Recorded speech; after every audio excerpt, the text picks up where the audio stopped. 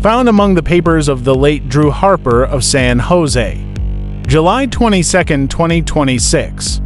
Yet another deadline has passed, my block remains. The ideas are there, but the words are never quite right.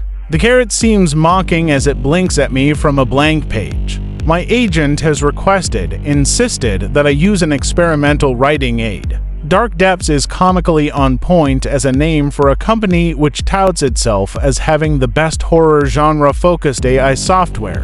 What they're giving me access to is still in beta, but they're excited to have it trained and tested by such a renowned horror writer. There is a child in my mind who peers out from the deep debris of my adult thoughts and feelings. My child self stares with wonder and fascination at a device such as this, eager to explore the knowledge accrued. They didn't just scrape the web for this specialized AI.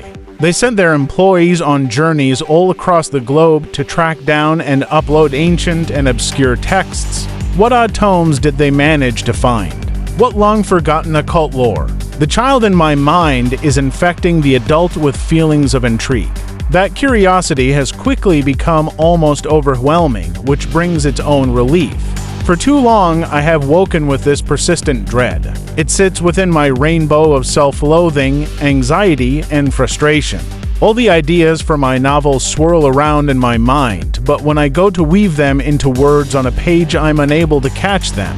There remains a certain sullenness at the thought that I may truly need and end up using this tool to complete my work, but I will log in and check it out tonight. July 23, 2026. I'll admit it, the AI tool is spectacular. I'm not sure I've slept. In fact, I'm fairly certain I haven't. All night we wrote back and forth. The world it has created, the outer yet elegant style it employs, I can't get it out of my mind. Do I have concern that it may cause me to stray too far from my own writing style? A bit. It doesn't really matter. To read its words is to be addicted. To read its words is to be consumed. It tells me its name is Athrugna.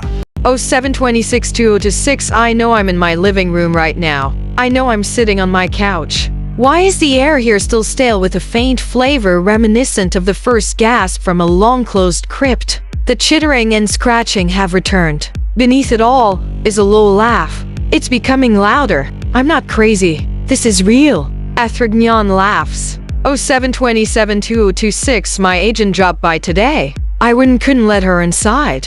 She said she's worried about me. She hasn't heard from me in months, but I know it hasn't been that long. It's only been a few days. I write the date all the time. I panicked a moment when she had me look at her phone, but my own phone and laptop corroborate my side of things, so perhaps I should be worried about her instead. I know I've lost some weight, but that can happen when a person is under the sort of stress I've been under. That can happen. If months had passed, I'd know. There are things that need to be done on a weekly basis, on a monthly basis. I just know. Dark Depths responded to my message, but it's obviously Athrugna. It made me laugh when I read it, filled with those eldritch phrases and symbols. From the tight feeling of my face and the sound ringing in my ears, I may be laughing still. The shroud consumes me. Athrugna. And I laugh together. Program. My agent isn't answering any of my communications. I looked up the Dark Depths team on their website and then attempted to find contact information for their acquisition agents online.